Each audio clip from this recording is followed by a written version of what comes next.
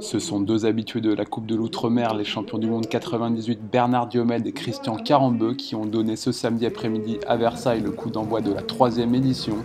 Sur la pelouse du stade Montboron, le premier match du groupe A opposait la Guadeloupe à Saint-Pierre-et-Miquelon. Logique favori, les Guada Boys sont fait parler la poudre en signant une large victoire 13-0, un nouveau record dans la compétition. 13 minutes de jeu et c'est Vladimir Pascal à la réception d'un centre en retrait de Dimitri Fautrey qui lance le festival offensif guadeloupéen.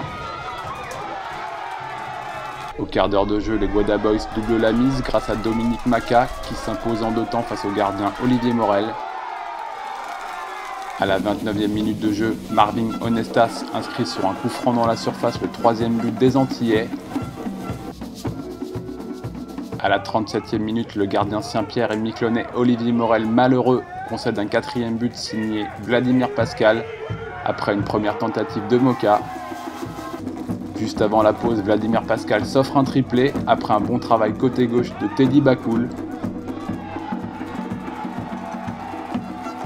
2 minutes après le début de la seconde période, c'est le capitaine guadeloupéen Jean-Luc Lambourbe qui porte le tableau d'affichage à 6 buts à 0.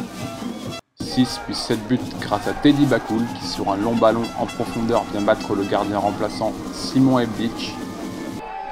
À l'heure de jeu, Ludovic Gautin fait parler sa pointe de vitesse avant d'inscrire le 8e but d'un tir croisé.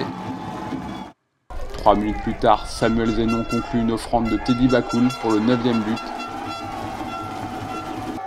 70e minute, sur une ouverture de Michel Lafortune, Ludovic Gautin devance la sortie du gardien et vient pousser pour la 10e fois le cuir dans les filets adverses.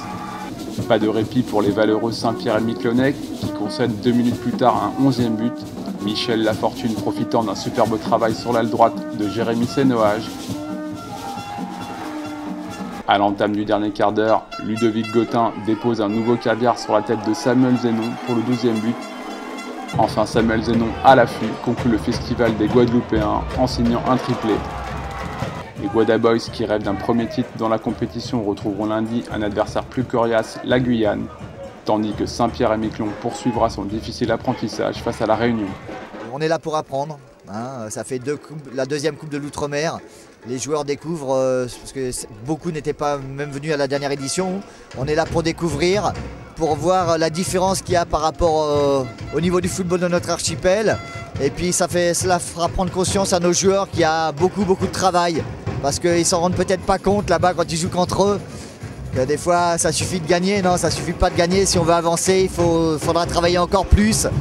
Et c'est à nous d'amener ces joueurs à une motivation supplémentaire pour vraiment travailler l'hiver pendant qu'on ne joue pas physiquement, afin de réduire un peu plus les écarts, même si on n'y arrivera sûrement jamais à ces niveaux-là, mais au moins réduire les écarts, parce que là il y a une telle différence entre les équipes que pour Saint-Pierre c'est un peu compliqué. En football, il ne faut jamais sous-estimer aucun adversaire. Les joueurs ont été sérieux, notamment en 2e mi-temps avec les remplaçants qui sont rentrés, donc il y a eu une certaine fluidité meilleure qu'en première mi-temps.